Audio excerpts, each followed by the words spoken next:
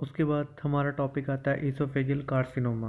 अब oesophagus carcinoma से पहले आपको उसकी एनाटमी का पता होना चाहिए कि ईसोफेगस की जो वॉल है वो लाइन की हुई है स्ट्रैटिफाइड स्क्वैमस एपिथेलियम से। लेकिन हमने पढ़ा है कि जब पेशेंट को गर्ड होती है उसके बाद उसको बेरेट ईसोफेगस होता है तो लोअर थर्ड पे उसके जो वो एपिथेलियम है वो चेंज हो जाती है इनटू सिंपल कलमनर एपिथेलियम में।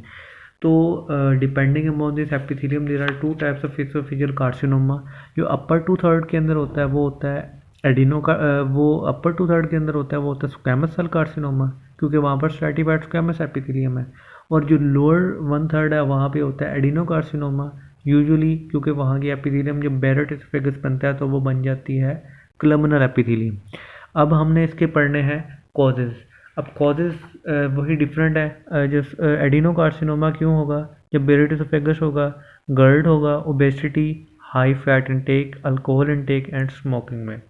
स्क्वेमस सेल कार्सिनोमा क्यों होगा, स्मोकिंग से, अल्कोहल से, इसके अलावा एकलेजिया से, सीलिएक डिजीज़ के अंदर होता है, नाइट्रोसामाइन डाइट की वजह से होता है। अच्छा, उसके बाद जो है वो ये दो टाइप्स हो गई। उसके बाद इसोफेजियल कार्सिनोमा प्रेजेंट कैसे करते हैं। नंबर वन पे होगा पेशेंट की एज 55 प्लस होगी।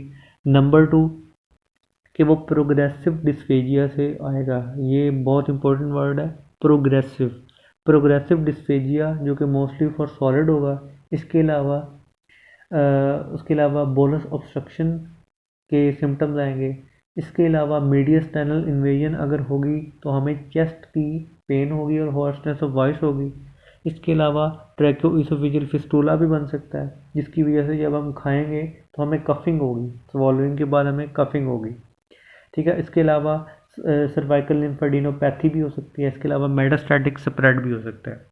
ये सारे सिम्टम आपने पढ़ लिए। इसोफेगस के अंदर dysphagia, hoarseness of voice, chest pain, weight loss, bleeding, ये सारा कुछ आपने पढ़ लिया। उसके बाद मेटास्टेसिस की कहाँ कहाँ तक होती है, एलएलबी याद रखना है आपने, liver, lung, bones and brain. Liver, lung, bone and brain. उसके बाद हमने इसके जो है वो स्टेजेस याद रखनी है। टीएनएम स्टेजिंग इसकी होती है। एक होती है T1 जिसके अंदर म्यूकोजा, सब म्यूकोजा इन्वॉल्व होते हैं। T2 के अंदर मस्कुलैरस इन्वॉल्व होता है। T3 के अंदर सीरोजा वो एडवेंटिशिया इन्वॉल्व होता है। और 4 के अंदर एडजेसेंट स्ट्रक्चर इन्वॉल्व होते हैं। कौन से, म्यूकोजा, सब म्यूकोजा, उसके बाद मस्कुलैरिस प्रोपरिया, और फिर सिरोजा, फिर एडजेसेंट स्ट्रक्चर। उसके बाद एन एन नॉट में कोई लिम्फ नोड इन्वॉल्व नहीं, N1 में डिस्टेंट लिम्फ नोड इन्वॉल्व है। सिमिलरली एम नॉट में कोई डिस्टेंट मेटास्टेसिस नहीं है और M1 में डिस्टेंट मेटास्टेसिस हो रही है। अब आपने इसोफेजियल कार्सिनोमा को डायग्नोज कैसे करना है। सबसे पहले जो इसकी जो इन्वेस्टिगेशन ऑफ चॉइस है वो है endoscopy and biopsy. Gold standard भी यही है और फर्स्ट लाइन ऑफ इन्वेस्टिगेशन भी यही है, एंडोस्कोपी विद बायोप्सी। उसके अलावा आप CT scan with PET scan भी करवा सकते हैं। इसके अलावा आप अल्ट्रासाउंड भी करवा सकते हैं। ये इसके जो है वो इन्वेस्टिगेशन ऑफ चॉइसेस हैं। इसके अलावा मैनेजमेंट आपने करनी है। मैनेजमेंट में आपने इस तरह करनी है कि जो अब ज़ाहिर है इसोफेजियल में कार्सिनोमा बन चुका है तो इसकी मोस्ट डेफिनेट ट्रीटमेंट जो है वो सर्जिकल रिसेक्शन है।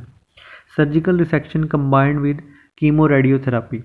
अब जो वो हमने पढ़ा था जो वो एडिनो कार्सिनोमा होते हैं,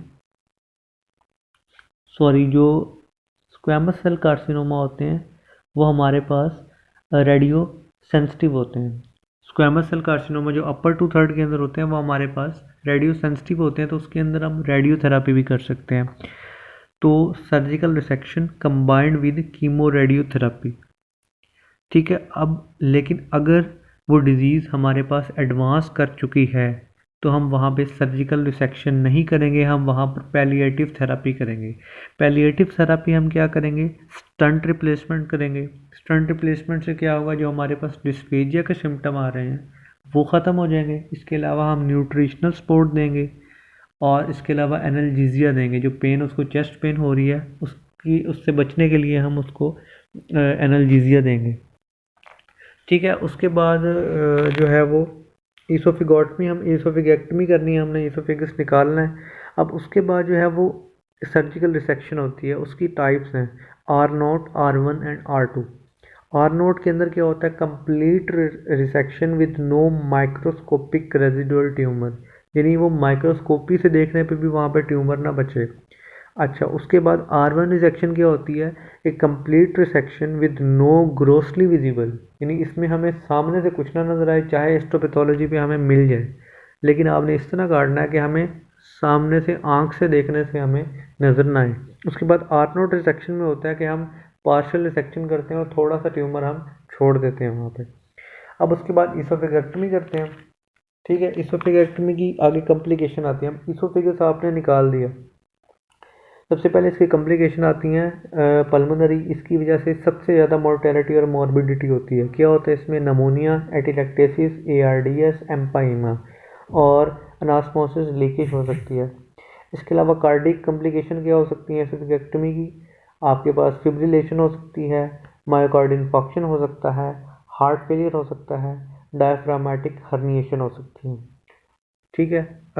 ये हो गई हमारी एसोफेगेक्टमी सर्जरी हो गई। उसके बाद रेडियो कर सकते हैं, उसके बाद कीमो कर सकते हैं। कीमो के अंदर हमारे पास मोस्टली जो यूज़ होती है वो हमारे पास सिस्प्लाटिन यूज़ होती है, ठीक है। ये हमारे पास जो है वो साइन एंड सिम्टम थे। उसके अलावा पैलिएटिव ट्रीटमेंट आपको बता चुका हूँ कि हमने स्टंट रिप्लेसमेंट करनी है ताकि वो डिस्फीजिया के सिम्टम ठीक हो जाएं। इसके अलावा आप लेज़र थेरापी भी कर सकते हैं उसकी, ताकि ट्यूमर का साइज़ रिड्यूस हो, ठीक है। और रेडियोथेरापी भी कर सकते हैं। हमने बेसिकली डिस्फेजिया के सिम्टम को टेक करना है, stunt placement, radiotherapy, laser therapy, ये सारी चीज़ों से ट्यूमर का साइज़ थोड़ा सा कम हो जाएगा। This was all about oesophageal cancer.